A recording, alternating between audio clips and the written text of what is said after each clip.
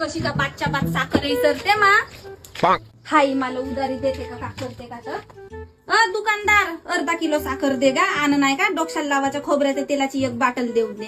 नाही बाबा ते उधारी धंदे मला सांगूच नको तू. तुझा नवरा त्या दिवशी आला होता तेवढा मोठा सामान नेलं उधारी पैसे दिले का माझे मा मी त्या दिवशी त्या माझ्या नवऱ्याला पैसे दिलो ना गा तुझे पैसे देवासाठी उधारी नाही दिलं ना तुझी. काहून त्या दिवशी ते नेलं साखर नेलं तो काय किस नेलं खोबरा किस कोलगेट नेलं साबणी नेलं ते शॅम्पू नेलं.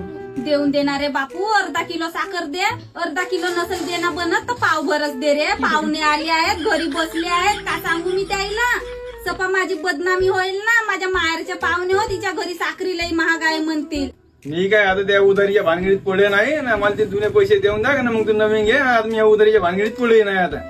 अरे बापू माझ्या निंद्याचे पैसे भेटल्यावर देतो ना रे. हे मला अर्धा डझन अंडे देऊन टाक पाहुणे आले आहेत रे बापू.